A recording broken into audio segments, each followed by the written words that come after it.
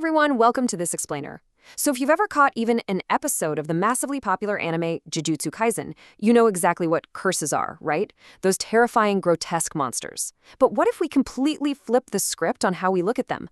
What if these creatures aren't just fantasy monsters meant to be punched and exorcised, but are actually brilliant, deeply accurate metaphors for real-world, unhealed human trauma? Today, we are analyzing a fascinating roundtable discussion featuring modern mediums, psychics, and paranormal investigators who break down the true spiritual and psychological meaning behind these animated nightmares. Okay, let's dive right into our roadmap for today. First up, the birth of curses. Then, where darkness gathers. After that, we'll look at the faces of true evil. And finally, the ultimate exorcism. All right, kicking things off with Section 1, the birth of curses. So think about it. What actually happens to our emotional pain when no one steps in to heal it? Does it just vanish into thin air? Well, Japanese spirit medium Seri Toto makes this incredibly profound observation that really sets up everything we're talking about today. She points out that the curses in this story, they aren't just random monsters popping out of nowhere. No, they are the literal, physical manifestation of abandoned human negativity. We're talking fear, shame, jealousy, grief. These feelings don't just magically disappear just because we shove them down. When human pain is repeated, ignored, and fed, it gathers, it hardens, and eventually it becomes spiritually active. And this is perfectly backed up by psychic medium Tyler Henry. He says, a curse can begin when pain has nowhere safe to go. Over time, that emotion hardens. It's just such a powerful way to look at our own minds. Think about your everyday emotions. Maybe it's some unexpressed guilt, a grudge you absolutely refuse to let go of, or grief that people told you to just get over. That stuff slowly warps into a literal, heavy presence. Basically, what we refuse to process stays with us and silently influences us. Which leads us to this really chilling realization that the main character, Yuji Itadori, is forced to face. See, the most dangerous curses out there, they don't just try to scare us with claws and teeth. The deepest, absolutely most insidious curse is the one that tries to convince you that darkness is your true, permanent identity. It's that horrible little internal voice whispering, you cannot be forgiven, you cannot be loved. This wound is who you are.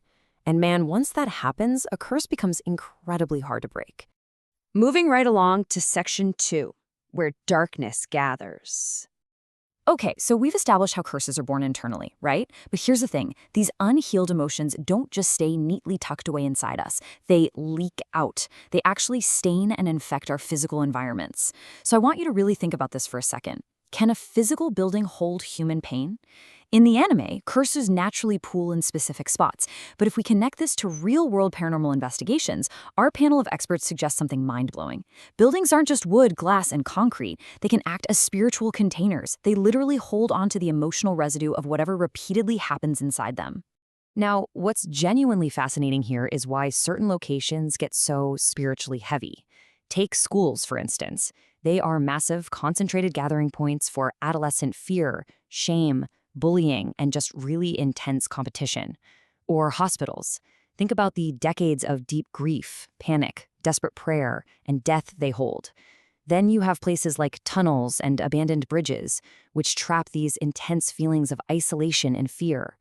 These places collect raw human emotions so intensely that, over time, the atmosphere literally remembers. The energy just stagnates right there.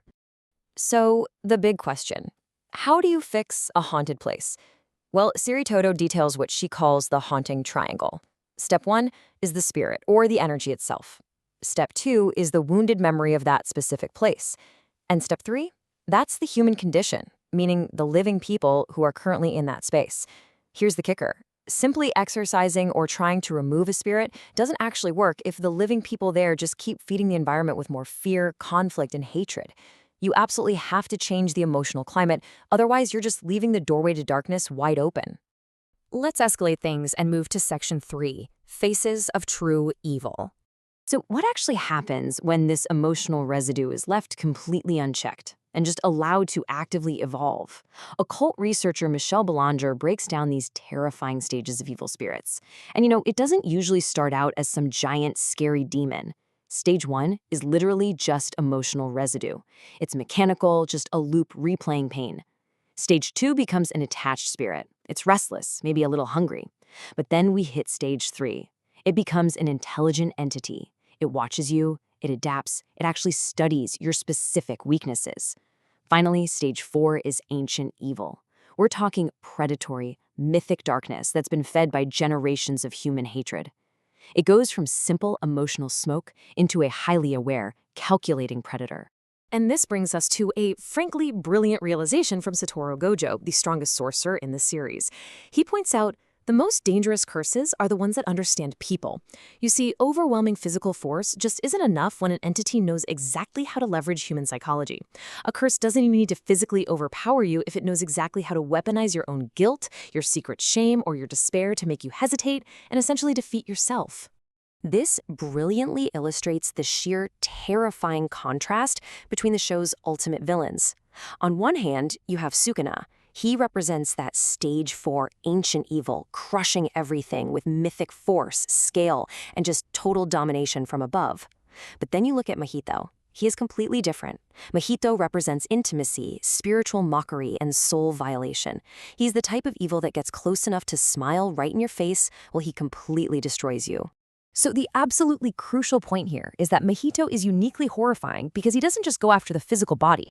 No, he attacks the sacred dignity and the fixed identity of the human soul. By treating the soul like it's just some flexible clay that he can warp and experiment on, he's basically trying to prove that human beings are nothing.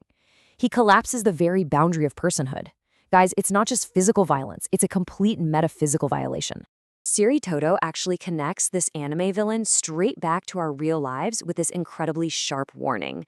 She says, any spirit, human, system, or ideology that delights in making the soul feel small is already speaking the language of Mahito. That is so powerful. We literally have to constantly be on guard against anything, whether we're talking about a toxic relationship, an oppressive workplace, or some hateful ideology that playfully or violently strips away our human dignity. All right, shifting gears to our final section, Section 4, the ultimate exorcism. Let's shift the tone towards some hope and resolution here, because we really need to know, how do we actually cure this darkness before it completely takes over our lives and our spaces? Demonologist Sarbajit Mohanty breaks down this fantastic expert approach to discernment. Basically, you cannot treat all darkness the exact same way. Grief, that requires compassion. You absolutely shouldn't fight grief like it's an enemy. Trauma requires deep, patient healing. Negative emotional energy requires cleansing and setting strict boundaries. But a dangerous, predatory entity, that requires firm, unyielding removal. If you mix these up, like if you try to gently negotiate with a literal predator or if you violently attack someone's grief, you are literally only going to make the curse stronger. We actually see this exact mindset channeled through the incredibly fierce character Nobara. Her whole perspective shows us that true healing isn't about becoming perfectly soft or pretending the trauma never even happened. No way.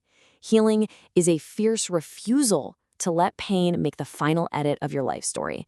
It's about violently protecting your absolute right to remain yourself, to define your own beauty in your own identity, even after you've deeply, deeply suffered. And what about our main guy, Yuji? Why is he the perfect protagonist for such a cursed world? Honestly, his unique power isn't actually his ability to punch incredibly hard. It's his enduring compassion.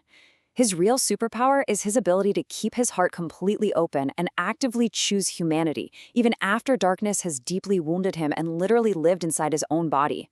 He flat out refuses to pass the darkness forward. Seri Toto delivers this incredibly powerful summary thought that just hits the nail on the head. The greatest exorcism is learning how to love before hatred becomes alive. Think about it. If curses are truly born from abandoned human pain, then the ultimate solution to a cursed world isn't just training stronger fighters to punch monsters really hard. The true solution is properly mourning our losses, protecting the vulnerable, meeting shame with mercy, and leading with love way before that pain ever has the chance to mutate. So, as we wrap up this explainer, I want to leave you with one final, truly provocative thought to chew on today. I want you to look inward at your own unresolved anger, that hidden grief, those secret resentments you might be holding on to. Ask yourself honestly, are you actively healing your pain? Or are you feeding a curse?